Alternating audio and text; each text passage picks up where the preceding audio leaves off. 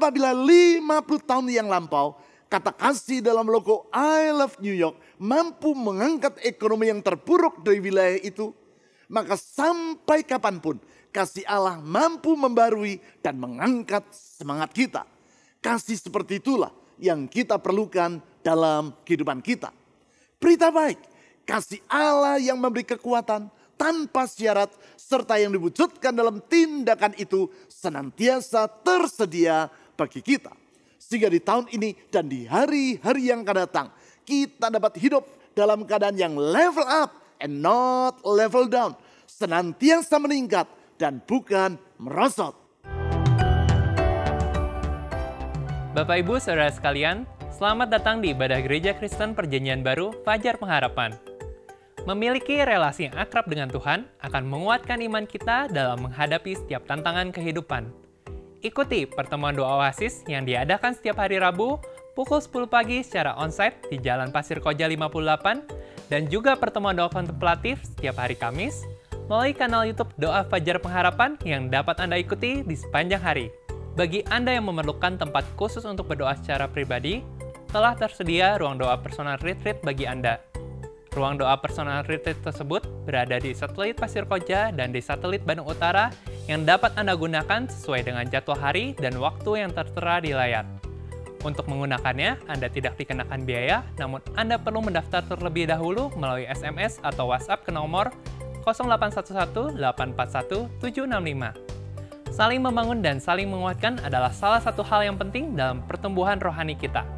Kesan atau kelompok saling memperhatikan adalah sarana di mana kita dapat melakukan hal tersebut. Bila Anda belum terlibat di dalamnya, segera hubungi nomor yang tertera di layar agar pengurus kesan dapat membantu Anda. Informasi dan pengumuman penting lainnya dapat Anda lihat dan ikuti di bagian menjelang akhir ibadah ini. Selamat beribadah!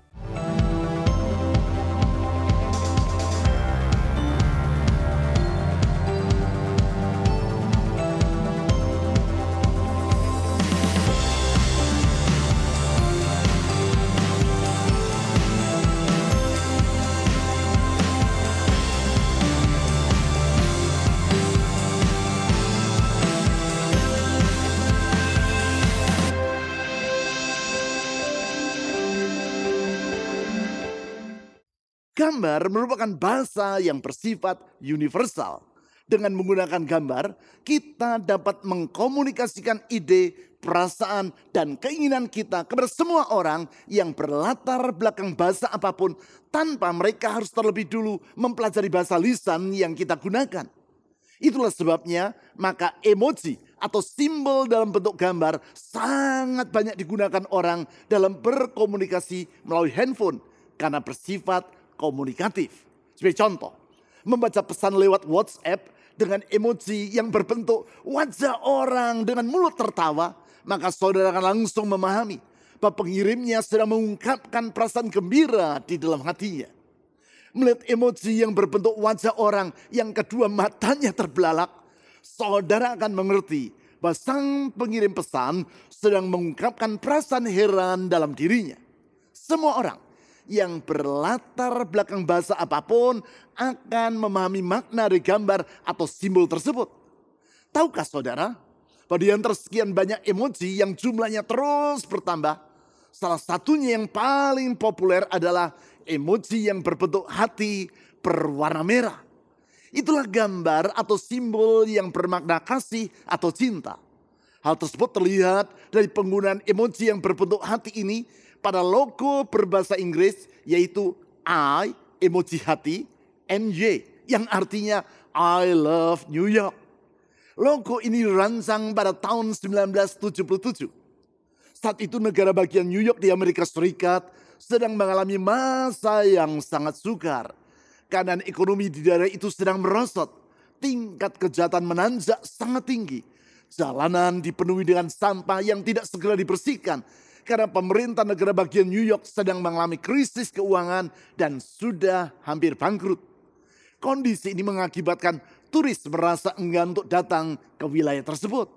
Menghadapi situasi yang sulit itu, Departemen Perdagangan negara bagian New York berusaha melakukan kampanye untuk meningkatkan semangat penduduk dan turisme.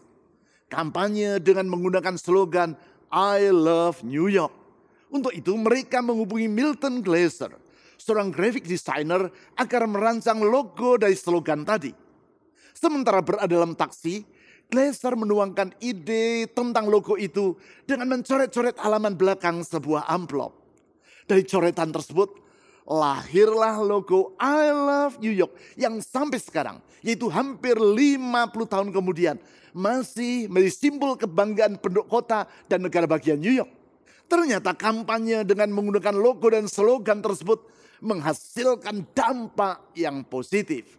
Dalam waktu yang singkat terjadi peningkatan jumlah turis yang jutaan orang ke wilayah New York.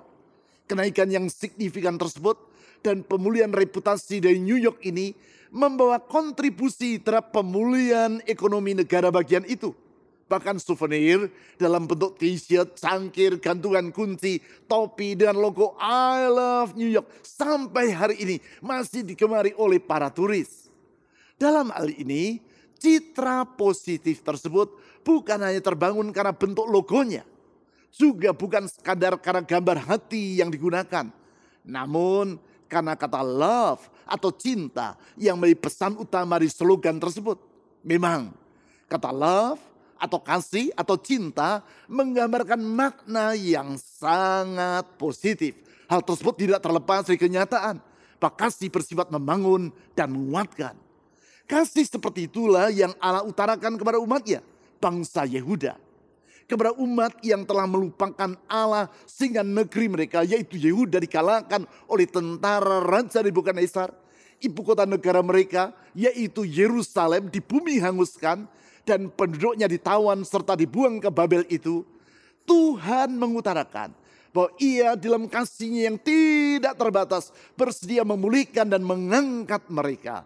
Hal tersebut Tuhan utarakan melalui Nabi Yesaya dan ditulis dalam Yesaya pasal 40 ayat 28 sampai 31. Kasih yang memberi pengharapan itulah yang kita perlukan dalam kehidupan kita.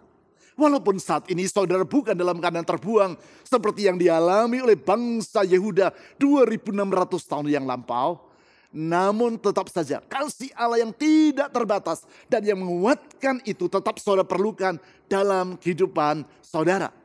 Untuk memahami kasih tersebut, mari kita baca ayat-ayat yang telah saya sebutkan tadi, yaitu dengan membaca ayat 30 sampai 31 terlebih dulu. Yesaya pasal 40 ayat 30 sampai 31. Orang-orang muda menjadi letih lesu dan taruna-taruna jatuh tersandung.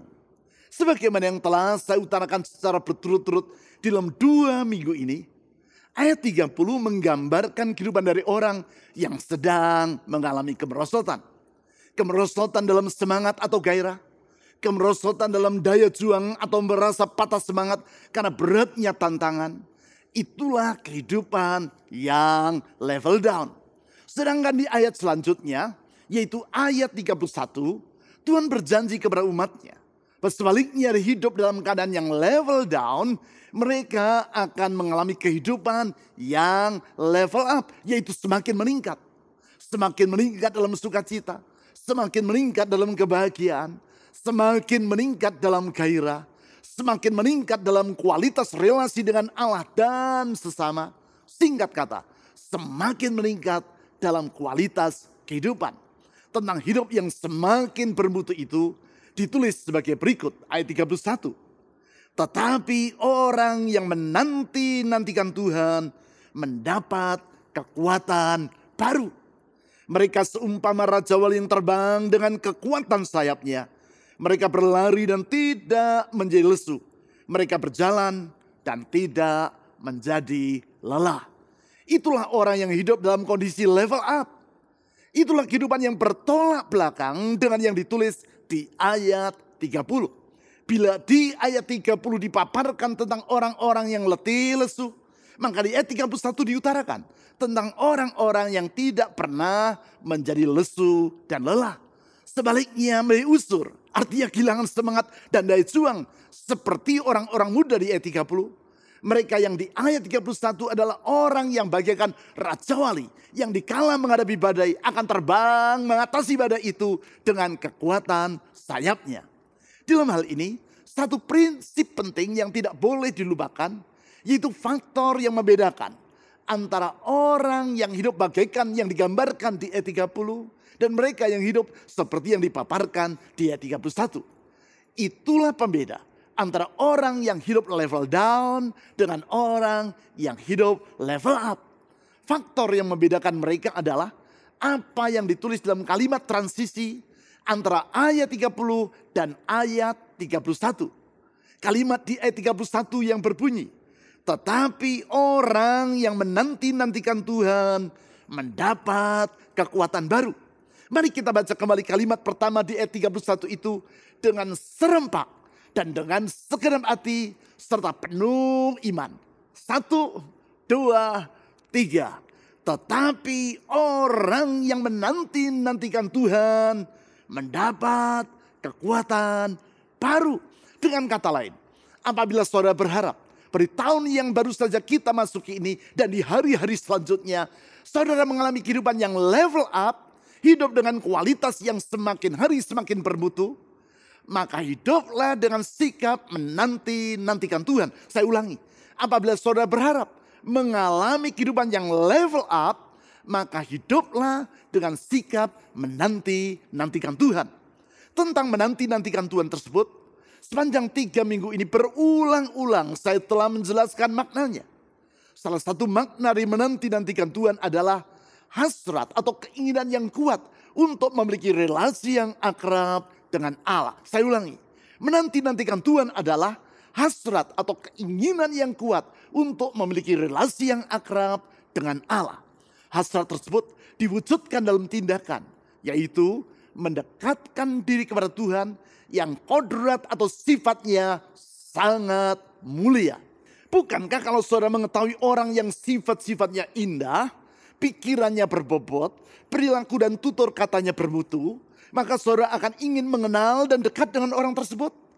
Karena keratan relasi dengan orang yang seperti itu akan mengakibatkan kualitas hidup saudara akan meningkat. Singkat kata, bila saudara ingin mengalami kehidupan yang semakin hari semakin bermakna atau level up, maka relasi yang akrab dengan Tuhan yang sifat dan kodratnya mulia itu merupakan syarat yang tidak dapat ditawar-tawar. Lalu, apakah sifat dan kodrat Tuhan yang mulia tersebut? Hal itu diuraikan di ayat 28 sampai 29 sebagai berikut. Yesaya pasal 40 ayat 28 sampai 29. Tidakkah kau tahu dan tidakkah kau dengar? Tuhan itu Allah kekal yang menciptakan bumi dari ujung ke ujung. Ia tidak menjadi lelah dan tidak menjadi lesu. Tidak terselami pengertiannya. Dia memberi kekuatan kepada yang lelah dan menambah semangat kepada yang tiada berdaya. Sebagaimana yang telah saya jelaskan secara ringkas dalam ibadah awal tahun, yaitu pada tanggal 1 Januari yang lalu. Dalam 2 ayat ini tersirat 4 sifat atau kodrat Tuhan. Keempat sifat itu adalah yang pertama, kuasanya tidak terbatas. Hal tersebut ditulis di ayat 28. Yang kedua, hikmatnya tidak terbatas. Hal itu ditulis di ayat 28. Yang ketiga, kasihnya tidak terbatas. Hal ini dicatat di ayat 29. Dan yang keempat, kesetiaannya tidak terbatas. Hal itu diungkapkan di ayat 29. Tentu sifat dan kodrat Tuhan bukan hanya sebatas 4 hal itu saja. Masih ada banyak lagi sifat-sifatnya yang mulia. Namun dalam Yesaya pasal 40 ayat 28 sampai 29, keempat sifat itulah yang diutarakan. Berdasarkan keempat sifat Tuhan tersebut, dapat disimpulkan bila saudara bergaul karib dengan Tuhan yang kuasa, hikmat, kasih, dan kesetiaannya tidak terbatas, maka kehidupan saudara akan menjadi semakin bermakna. Kalau dalam kehidupan ini, saudara mengandalkan dan bersandar berkuasa, hikmat, kasih, dan kesetiaan Tuhan yang tidak terbatas, maka seperti yang dijanjikan dalam Yesaya pasal 40 ayat 31 tadi, saudara akan mengalami level up alias kualitas kehidupan yang semakin meningkat. Sifat Tuhan yang pertama, yaitu bahwa kuasanya tidak terbatas, telah saya bahas dalam ibadah di minggu pertama dari bulan ini. Sedangkan sifat yang kedua, yaitu bahwa hikmatnya tidak terbatas, telah saya uraikan dalam ibadah di minggu yang kedua dari bulan Januari ini. Sekarang kita akan menelaah sifat Tuhan yang ketiga, yaitu kasih-Nya yang tidak terbatas. Hal ini ditulis dalam kalimat pertama dari ayat 29 tadi sebagai berikut. Dia memberi kekuatan kepada yang lelah. Dalam kalimat ini tersirat kasih Tuhan. Kasih karena kepada umatnya, yaitu bangsa Yehuda, yang seperti telah saya utarakan tadi, yang adalah bangsa yang telah meninggalkan Allah yang sejati. Tuhan berjanji bahwa Ia akan memberi kekuatan kepada umat yang telah melupakan Tuhan sehingga mengakibatkan mereka berada dalam pembuangan di Babel dan berasa letih lesu tanpa pengharapan. Tuhan berjanji bahwa Ia akan memberi kekuatan yang baru. Itulah kasih Tuhan bagi orang yang sebenarnya tidak patut untuk dikasih. Itulah kasih Tuhan yang tidak terbatas. Dengan kata lain, kasih Tuhan adalah yang pertama. Kasih yang memberi kekuatan kepada umatnya. Saya ulangi, yang pertama, kasih Allah adalah kasih yang memberi kekuatan kepada umatnya. Itulah kasih yang menguatkan mereka yang telah patah semangat dan memulihkan mereka yang tidak berdaya. Kasih seperti itulah yang dialami oleh Derek Redmond, atlet dari Inggris dan pemegang rekor nasional Inggris untuk lari 400 meter dari tahun 1987 sampai tahun 1992. Serta pemenang medali emas dalam lomba atletik dunia tahun 1991 untuk lari estafet 400 meter. Di dalam Olimpiade Barcelona tahun 1992, ia ikut bertanding dalam lomba lari 400 meter. Pada babak semifinal, setelah berlari 15 detik dan menempuh jarak 150 meter, mendadak otot paha atau hamstring Derek Redmond mengalami cedera. Walaupun demikian, ia masih berupaya untuk terus berlari. Namun 50 meter kemudian ia terjatuh dan kesakitan. Segera petugas kesehatan datang dengan membawa tandu. Namun Redmond menolak untuk keluar dari pertandingan. Sementara itu para pelari yang lain sudah mencapai garis finish. Ia coba untuk bangkit berdiri dan mulai berlari kembali dengan terpincang-pincang sambil menahan rasa sakit. Melihat apa yang terjadi, Jim Redmond, ayah Derek Redmond, segera turun ke lapangan. Jim menerobos para petugas yang coba menghalangi dirinya. Ia sampai kepada anaknya dan meminta agar Derek Redmond berhenti berlari sebab ia sedang membahayakan otot kakinya. Derek Redmond menolak permintaan sang ayah dan berkata bahwa ia ingin terus berlari. Melihat kegigihan dari putranya, Jim berkata, kalau begitu mari kita mencapai garis finish secara bersama-sama. Dengan memapa anaknya, Jim mendampingi Derek untuk berjalan menuju garis finish. Salah seorang anggota juri datang dan berkata kepada Jim, I'm sorry sir, you must leave the track. Maaf Pak, Anda harus meninggalkan jalur perlombaan. Jim menepis tangan orang itu sambil berkata, leave me alone, this is my boy. Tinggalkan aku, ini adalah anakku. Melihat hal itu, 60.000 orang penonton yang memenuhi stadion Olimpiade Barcelona berdiri dan mereka bertepuk tangan memberi semangat kepada Jim dan Derek Redmond yang terus berjalan sampai mencapai garis finish. Memang Derek Redmond tidak berhasil masuk ke babak final dan tidak memenangkan medali kejuaraan Olimpiade Barcelona 1992. Ia bahkan didiskualifikasi karena tidak mencapai garis finish dengan berlari sendiri, tetapi dengan bantuan orang lain, yaitu ayahnya. Namun peristiwa pada hari itu telah menjadi buah bibir orang sampai hari ini dan dipandang sebagai salah satu peristiwa yang monumental dalam sejarah Olimpiade. Mengapa? Karena dalam peristiwa itu orang dapat melihat kasih seorang ayah yang memberi kekuatan kepada anaknya.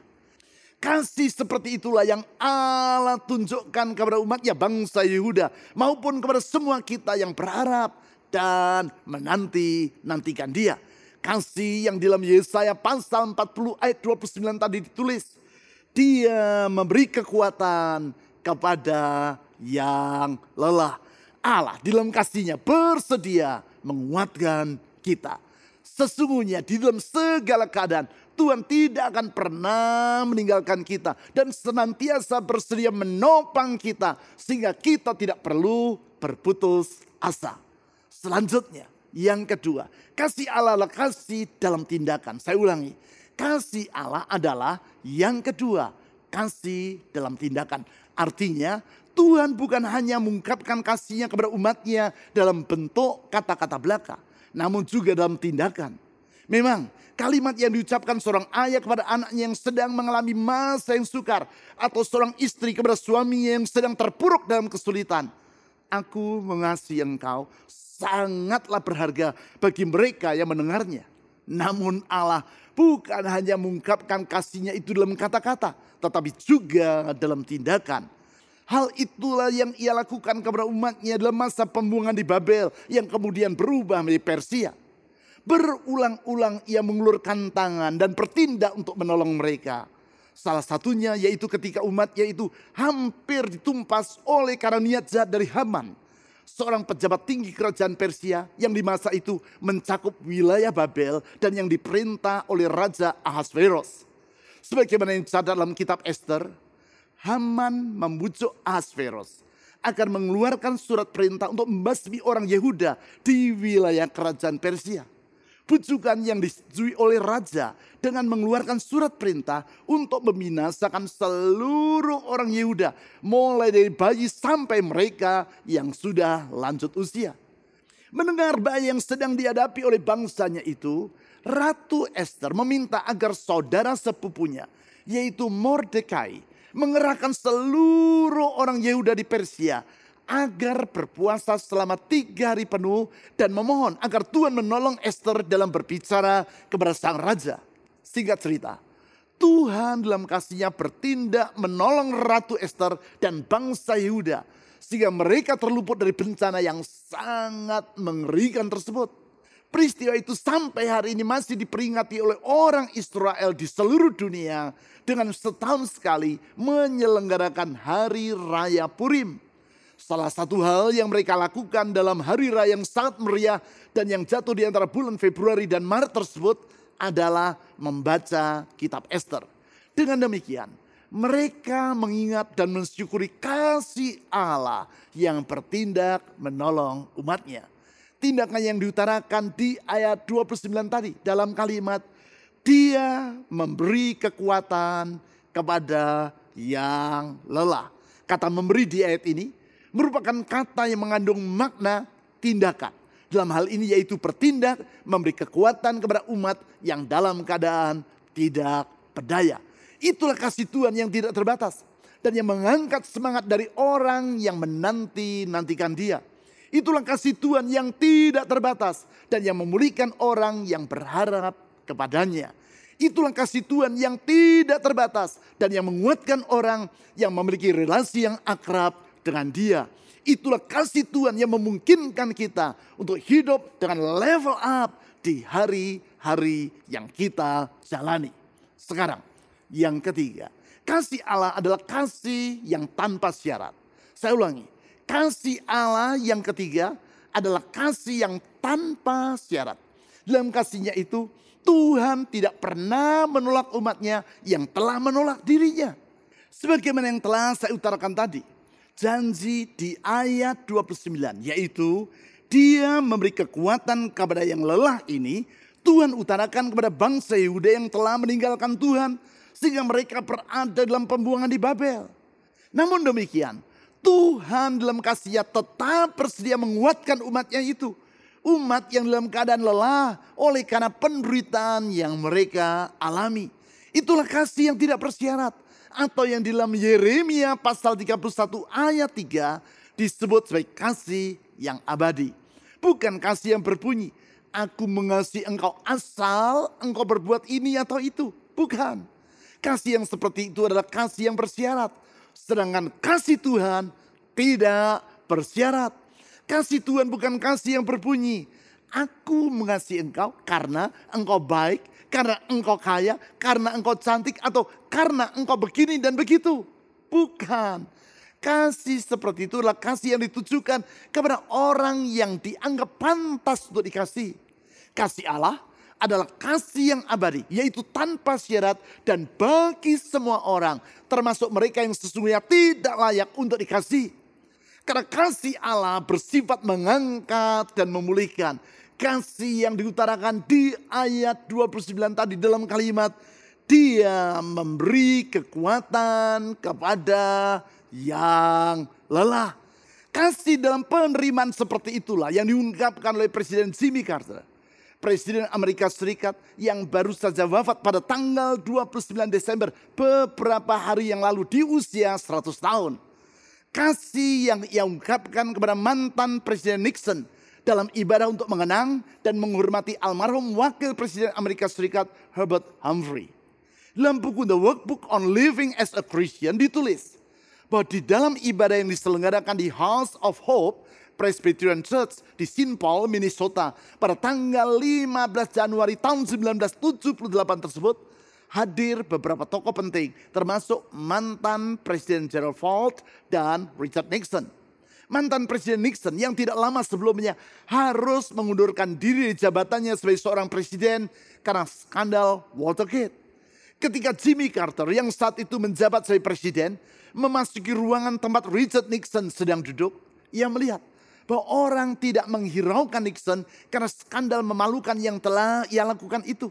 Di luar dugaan orang banyak, Presiden Jimmy Carter langsung mendatangi Richard Nixon dengan senyum yang lebar, mengulurkan tangan dan menjabat tangan Nixon sambil berkata, "Welcome home, Mr. President, welcome home." Mengomentari peristiwa tersebut, majalah Newsweek menulis, "If there was a turning point in Nixon's long ordeal in the wilderness, it was that moment and that gesture of love and compassion." Jika ada titik balik dalam masa sukar yang panjang di padang belantara yang dialami oleh Nixon, itulah saat tersebut dan sikap kasih serta belas kasihan itu. Artinya kasih dan penerimaan Presiden Jimmy Carter terhadap Richard Nixon yang telah jatuh itu telah mengangkat semangat hidup mantan presiden tersebut. Kasih seperti itulah yang memberikan kepada kita pengharapan akan hari esok. Karena kita yakin di dalam segala keadaan kasih Tuhan tetap tersedia bagi kita. Kasihnya yang kekal dan tidak terpengaruh oleh keadaan. Kasihnya tetap untuk selama-lamanya dan mengangkat kita dari keputusasaan. Kasih yang memungkinkan kita untuk mengalami level up. Sesungguhnya kasih yang seperti itulah yang Allah telah ulurkan kepada kita di dalam Yesus Kristus. Melalui kasih dalam pengorbanannya sampai mati di kayu salib, Tuhan Yesus telah mengungkapkan kasih Allah yang tidak terbatas bagi kita, manusia yang terbatas. Itulah kasih yang memberi kekuatan kepada kita. Kasih dalam tindakan dan kasih yang abadi, yaitu yang tidak bersyarat. Kasih yang memungkinkan kita untuk mengalami level up itulah yang diungkapkan dalam lagu yang berjudul Love Lifted Me. Yaitu yang digubah pada tahun 1912 oleh James Rowe dan yang kemudian melodinya disusun oleh Howard Smith. Lagu yang liriknya antara lain adalah sebagai berikut. Love lifted me, love lifted me. When nothing else could help, love lifted me. Dalam lagu yang di kemudian hari menjadi populer di dunia sekuler dan dinyanyikan oleh Kenny Rogers ini, James Rowe mengisahkan bagaimana Yesus menolong para muridnya ketika mereka sedang menghadapi angin sakal di Danau Galilea. Yaitu seperti yang ditulis di dalam Matius pasal 14. Yesus yang dalam kasihnya mengangkat Petrus yang tenggelam ke dalam danau oleh karena kebimbangan hatinya. Kasih Yesus yang juga telah mengangkat manusia yang sedang tenggelam di dalam dosa dan kesukaran. Sekarang dengan bersandar pada kasih Allah dalam Kristus, yaitu kasih yang tidak terbatas, kasih yang memberi kekuatan, kasih dalam tindakan, serta kasih yang tanpa syarat tersebut. Mari kita menyerahkan kehidupan kita dan masa depan kita ke dalam tangan Tuhan Yesus. Kita memohon agar di dalam kasih-Nya dan oleh pertolongan Roh Kudus kita dapat mengalami kehidupan yang level up and not level down. Mari kita berdoa. Tuhan Yesus, kami bersyukur karena di dalam Engkau dan melalui pengorbanan-Mu kami dapat melihat wujud yang nyata dari kasih Allah. Kasih yang mengangkat kami dari keterpurukan. Kasih yang bukan hanya dalam bentuk kata-kata tapi juga dalam tindakan yang nyata. Kasih yang abadi, yaitu kasih yang tanpa syarat. Sehingga dengan demikian di dalam segala keadaan dan di kapan waktu pun juga kami dapat melihat masa depan bukan dalam keputusasaan, tetapi dalam pengharapan yang tidak akan mengecewakan. Karena kasih-Mu itu membaharui kami, memulihkan kami dan mengangkat kami. Tuhan Yesus, kasih yang telah Engkau buktikan melalui pengorbanan-Mu sampai mati di kayu salib itu, yang memberi jaminan bagi kami bahwa masa depan yang tidak akan mengecewakan, sesungguhnya Tuhan telah sediakan bagi kami. Saya berdoa saat ini, ulurkan tangan kasih-Mu yang dalam tindakan nyata membuka jalan bagi mereka yang dalam keadaan terhimpit oleh persoalan, mengangkat mereka yang telah tenggelam dalam danau kesukaran, memulihkan kehidupan kami, mengangkat hidup kami, membarui hidup kami. Tuhan Yesus, ulurkan tangan-Mu yang membarui kehidupan rumah tangga, mengangkat mereka yang terpuruk dalam kesulitan keuangan, ekonomi, dan pekerjaan, dan memberikan pengharapan bagi mereka yang berharap kepada-Mu. Karena sesungguhnya dalam Tuhan Yesus ada masa depan yang tidak mengecewakan. Kepada-Mu dan dalam nama-Mu ya Tuhan Yesus, kami telah berdoa. Amin. Di saat ku tak berdaya, kuasa-Mu yang sempurna. Ketika ku percaya, mujizat itu nyata. Bukan karena kekuatan, namun Roh-Mu ya Tuhan. Ketika ku berdoa, mujizat itu nyata. Di saat ku tak berdaya, kuasa-Mu yang sempurna. Ketika ku percaya, mujizat itu nyata. Bukan karena kekuatan, namun Roh-Mu ya Tuhan. Ketika ku berdoa, mujizat itu nyata.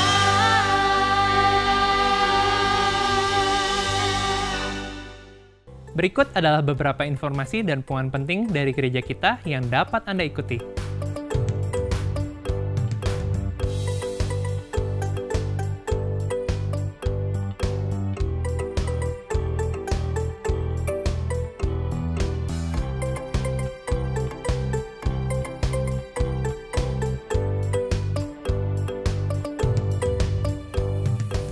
Persembahan dan persepuluhan sebagai ungkapan kasih dan syukur kita kepada Tuhan dapat Anda berikan dengan memasukkannya ke dalam kotak persembahan atau melalui rekening bank atau dengan cara men-scan QR Code dengan menggunakan aplikasi dompet digital. Ibadah online GKPB Fajar Pengharapan dapat Anda ikuti setiap saat mulai hari Sabtu pukul 5 sore melalui YouTube, website, dan aplikasi yang tertera di layar. Berbagai informasi penting lainnya dari gereja kita dapat Anda ikuti melalui website www.fajarpengharapan.net atau melalui aplikasi GKPB Fajar Pengharapan serta Instagram GKPB Fajar Pengharapan. Bapak Ibu, Saudara sekalian, sehat selalu dan sampai jumpa minggu depan.